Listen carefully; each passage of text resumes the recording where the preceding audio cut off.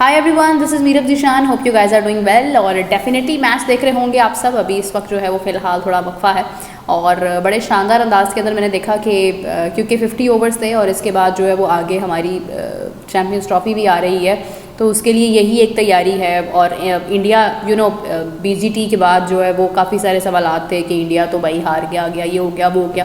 लेकिन उसके बाद जैसे ही ये इंग्लैंड सीरीज़ आई तो पहले T20 के अंदर बड़े शानदार अंदाज में इंडिया ने कारकर्दगी दिखाई और उसके बाद अभी जब ये 50 ओवर्स का टूर्नामेंट शुरू हुआ है, I was just looking at कि इंग्लैंड की पूरी team was playing against a one man. It felt me like that. मतलब एक एक बंदा उनको जो है वो ख़त्म कर रहा है। एक तरफ तो इट फेल्ट मी लाइक कि England versus Harshit Rana, on the other hand England versus Jadeja. And then तो मतलब वो तो विकेट थोड़ी बहुत तो मिलनी ही होती है ना। मतलब आप देखेंगे शामी को भी विकेट मिल गई, फिर उसके बाद आपने देखा कि आहिस्ता आहिस्ता करके विकेट्स जा रही हैं। But the amazing moment was that कि हर्षित राणा गॉट 3 विकेट्स। फिर जडेजा, मतलब जडेजा से तो आप एक्सपेक्ट करते ही हो ना। आपको पता है कि यार जडेजा जो है वो तो एक डेफिनेटली एक सीनियर प्लेयर है और उसका होना टीम में, क्योंकि अभी वो चैम्पियंस ट्रॉफी के अंदर भी है और वो एक इम्पैक्टफुल प्लेयर है। फिर आप देखें कि जडेजा ना सिर्फ बल्कि बॉलिंग बल्कि बस बैटिंग भी बड़ी अच्छी कर लेते हैं, तो आपके पास एक बहुत अच्छी ऑप्शन होती है। But when you see Rana doing all this, तो इट इज़ अमेजिंग। आप उनके प्लेयर्स देखें कौन कौन से हैं। मैं हमेशा ये बात करती हूँ कि मुझे फिल सॉल्ट बहुत अच्छा प्लेयर लगता है। वो बहुत अच्छा खेलता है जब वो खेलने पर आता है, लेकिन उसे खेलने दिया ही नहीं जा रहा। देन यू सीन कि हाँ, हाफ सेंचुरीज भी हुई इंग्लैंड की तरफ से, अच्छी कोशिश की गई, मगर अनफॉर्चुनेट रहे, ना सिर्फ T20 में बल्कि अभी 50 ओवर्स में भी। अभी इस वक्त उन्होंने कितने रन्स बनाए हैं? They made only 248 runs if I am not wrong. तो आप देखें कि इतने से रन्स के ऊपर इनको ऑल आउट कर दिया है। इट शोज़ एक्चुअली कि आपको नज़र आ रहा है कि हाँ, बैटिंग हो रही है मगर बॉलिंग अच्छी हो रही है दूसरे एंड से। अगर इसी किस्म की बॉलिंग इंग्लैंड करता है तो उसके बाद जो है वो इंडिया के लिए लेट्स सी कि इंडिया क्या करता है। अब इंडिया का इम्तिहान शुरू होगा when it will come to the batting thing. Batting जो है वो अगर तो शुरू में ही बड़ी अच्छी हो गई तो आप समझे कि ये रन्स कुछ भी नहीं है। 248 रन्स के ऊपर इंग्लैंड जैसी टीम को ऑल आउट कर देना बहुत बड़ी बात होती है। और पूरी England team was playing against one man, that was Rana. Although Jadeja got 3 wickets as well, Shami got the wicket, but even then you will see कि the whole team was under pressured by one man and that was हर्षित राणा। उसने ऐसा इनके ऊपर दबाव डाला, ऐसा pressure डाला कि पूरी टीम जो है उसको एकदम से कोलैप्स कर दिया। Suddenly it went all out of it. और उसके बाद आपको नजर आया कि ओनली 248 रन्स 50 ओवर्स के मैच में। आप देखें इंग्लैंड जैसी टीम जो कि बेसबॉल क्रिकेट के नाम से जानी जाती है, जिन्होंने जो रन्स बनाने की मशीन समझी जाती है, उनको प्रॉब्लम। चले T20 का आपने टूर्नामेंट देखा, वो सारी उनकी टीम वो थी कि जो उनकी अपकमिंग फ्यूचर है, जो उनका फ्यूचर है, वो वाली टीम थी। 2026 के लिए वो टीम आप कंसिडर कर सकते हैं। उसमें विराट नहीं था, उसमें रोहित शर्मा नहीं था, but you have seen the results. लेकिन ये जो टूर्नामेंट अभी जो सीरीज़ हो रही है 50 ओवर्स की, मुझे पर्सनली इनका बहुत इंतज़ार था। I was waiting a lot about it, क्योंकि इंडिया के पास सिर्फ और सिर्फ यही मैचेस हैं जिसमें उन्होंने तैयारी करनी है। पाकिस्तान एक प्रोसेस के थ्रू आता गया, but unfortunately Pakistan change the whole squad, the winning squad उनका सारा चेंज हो गया। उसके बाद अब पाकिस्तान के पास जो मैचेस हैं जिसके अंदर वो प्रूव कर सकते हैं कि वो कितने पानी में हैं, वो कितना अच्छा खेल सकते हैं, तो that is only the tri nation series. 8 से शुरू हो रही हैं और ये उसका कार्ड भी मेरे पास पड़ा है। तो लाइट भी चली गई है। रोशनियों का शहर लाहौर। खैर, तो आपने देखा कि आप आ भी गई है, गुड, ये वेब बाय जनरेटर है। खैर, अच्छा तो आप लोग देख रहे होंगे कि एक ट्राई नेशन सीरीज़, उसके अंदर जो है वो आप डिसाइड करेंगे हाँ, पाकिस्तान ने जो स्क्वाड अभी बनाया है वो कितना अच्छा है, कितना अच्छा नहीं है। 10 तक आपके पास रिजल्ट्स होंगे, आप बता सकेंगे कि हाँ आपने क्या करना है, क्या नहीं करना। और 11th is the last date जब आप अपना स्क्वाड बदल सकते हैं। तो पाकिस्तान एक प्रोसेस के थ्रू आ रहा था, लेकिन यहाँ पर आकर एक बैलेंस हो गया जहाँ पर इंडिया के पास भी यही मैचेस हैं और पाकिस्तान के पास भी यही मैचेस हैं। लेकिन मैं आपको एक बात बताऊँ, अगर यहाँ पे होता भारत खेल रहा होता, ऑस्ट्रेलिया खेल रहा होता, साउथ अफ्रीका खेल रहा होता, इंग्लैंड खेल रहा होता, ये कुछ ऐसी टीम्स हैं जो बहुत ज़्यादा प्लानिंग के साथ चलती हैं अकॉर्डिंग टू मी।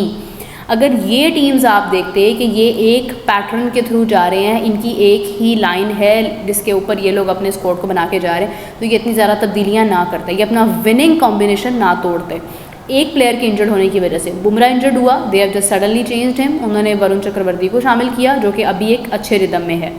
उसके बाद बाकी उनके सब टॉप पिक्स थे, कोई रिस्क नहीं लिया। अरे भाई अगर आपने आईसीसी के टूर्नामेंट में भी रिस्क लेना है तो फिर आपने मतलब किस टूर्नामेंट को सीरियसली लेना है? दिस इज़ द क्वेश्चन ना। आपके पास रिप्लेसमेंट आप कहते हैं है ही नहीं, मैं कहती हूँ आपने बनाई ही नहीं। खैर अब पाकिस्तान के ऊपर मैं क्या ही बात करूँ, अभी कामरान अकमल की मैं स्टेटमेंट देख रही थी, वो बहुत बोले हैं, उन्होंने बहुत बात की है इसके ऊपर। उन्होंने कहा है कि भाई ये आप जितना मर्जी स्टेडियम भर लो, फ़ायदा तो कोई होना नहीं है। आप जिस तरह की सिलेक्शन कर रहे हो, आप कुछ दिल को शामिल कर रहे हो, आप बीपीएल के ऊपर आप परफॉर्म, बीपीएल जो खुद मतलब अपने सही से अरेंजमेंट ही नहीं करवा सके और चीज़ों को बैलेंस नहीं कर पाए हैं, आप उसके ऊपर सिलेक्ट कर रहे हैं एक प्लेयर को, खुश दिल को। No offence to any player, मैं किसी प्लेयर को बुरा नहीं कहती हूँ, मैं ये कहती हूँ कि आप सिलेक्शन जब किसी की गलत जगह पर करते हैं तो आप उस शख्स के साथ गलत करते हैं। अब फॉर एग्जांपल मैं हूँ, मैं स्पोर्ट्स के बारे में बहुत अच्छा बोलती हूँ, मुझे अगर कोई सडनली बिठा दे कि भाई जाओ जाकर इंडिया पाकिस्तान के मैच की कमेंट्री करनी शुरू कर दो, मैं आपको पर्सनली बता रही हूँ मैं शायद अभी नहीं कर पाऊँगी। Although I have did the commentary, I have done it, मैंने ये केपीएल के अंदर की थी, लेकिन आप देखें कि एक लीग में कुछ करना वॉज डिफ़िकल्ट। लेकिन अगर कोई कहता है यार ये केपीएल में भी तो कमेंट्री करके आई है, इसको इंडिया पाकिस्तान के मैच में भी बिठा दो, तो भाई कोई नहीं बिठाएगा ना। हाँ वो कहेंगे कि भाई वो केपीएल था, वो कराची प्रीमियर लीग थी, वो एक शहर की लीग थी, चलो वो एक, अगर मैं पीएसएल में भी बैठ जाती हूँ भाई, no one would allow me to even sit in the PSL until unless कि मेरा एक प्रॉपर बैकग्राउंड होगा। मैं बड़ी खुल के बात कर रही हूँ, मैं अपने आप को रख के बात कर रही हूँ। मुझे अगर आज कोई ऑफर करता है ना कि यार मीरब आप जाएं और आप जाके ना पीएसएल के मैच की कमेंट्री करनी शुरू कर दें, या मुझे कोई डायरेक्टली बोलता है कि यार आप ना ऐसा करें, आपने वो कमेंट्री की थी ना, आप आईसीसी में किसी भी मैच की कमेंट्री कर दें, चलो ज़्यादा बड़े मैच की नहीं, आप किसी भी मैच की कमेंट्री कर दें, मैं नहीं कर पाऊँगी। मेरे पे एक प्रेशर होगा कि भाई ये क्या, मतलब इतने बड़े टूर्नामेंट हो सकता है मैं कर लूँ, मगर नहीं होता ना, ऐसा पॉसिबल नहीं होता है, क्योंकि मेरा एक प्रोसेस नहीं है। I have just done something for once. इसी तरह से अगर आप ये बात करें, और उसको भी कितना टाइम हो गया, और अगर आप ये बात कर रहे हैं कि फ़हीम अशरफ डोमेस्टिक में अच्छा खेला था, वो डोमेस्टिक हुआ था बहुत महीने पहले, लास्ट ईयर, ठीक है। आपने उसके बाद जो 50 ओवर्स की सीरीज़ करवाई है, आपने उसमें फ़हीम को शामिल नहीं किया, आपने उसमें खुशदिल को शामिल नहीं किया। खुशदिल खेला बीपीएल में, आप अब जाकर जो है वो लेकर आ रहे हो ना उनको इस वक्त, तो उन पे भी प्रेशर है। तो ये उनके साथ लाने वालों की ज़्यादती है।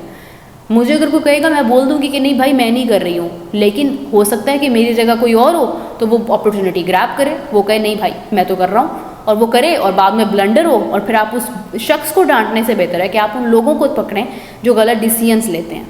सो what I am saying is that कि yes we have only 2 matches now.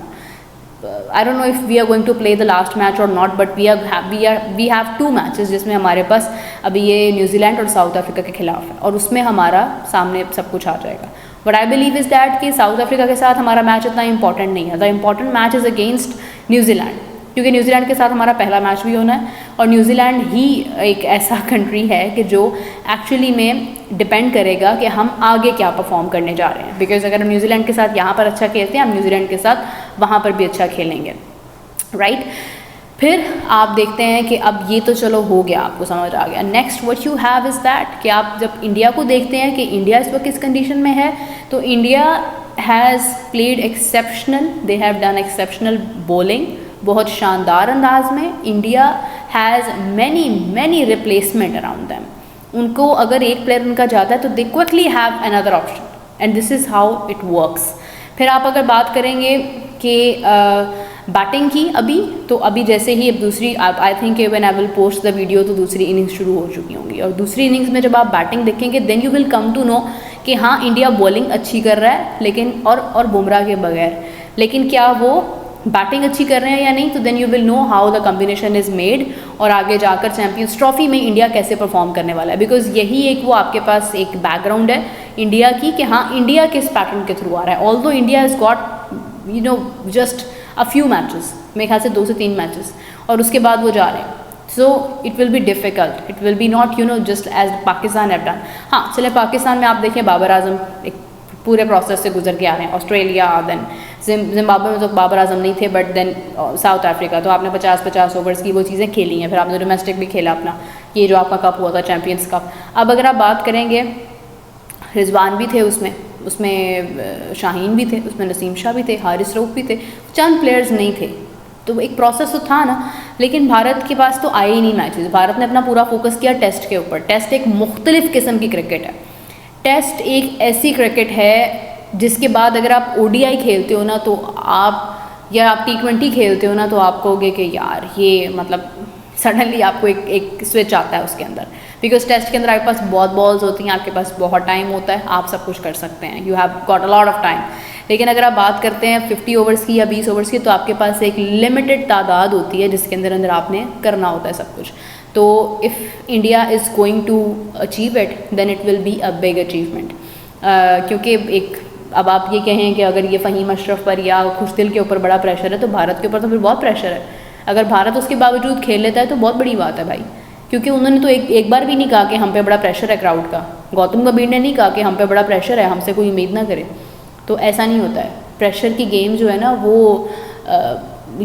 आपके अराउंड होती है, लेकिन आप उसके खिलाड़ी नहीं होते हैं, क्योंकि प्रेशर एक ऐसी चीज़ है जो आपके अराउंड है, but you are not playing that ना। आपने उससे बाहर आना होता है और आपने अपनी ज़ात में ही खुद को रख के खेलना होता है। सो लेट्स सी कि क्या रिजल्ट्स होते हैं। I am very excited, I was very excited when I came to know that India is going to play series with England, and finally it's the day कि जब वो खेल रहे हैं। बैटिंग कैसी होती है, बल्कि मेरी बात करते करते बैटिंग शुरू हो गई होगी, so I am going to focus on that. और रिजल्ट्स के बाद हम लोग दोबारा से वीडियो बनाएंगे और अपने व्यूअर्स के साथ एंगेज करेंगे। तो आप सबका बहुत शुक्रिया, thank you so much for watching me, take care, bye bye.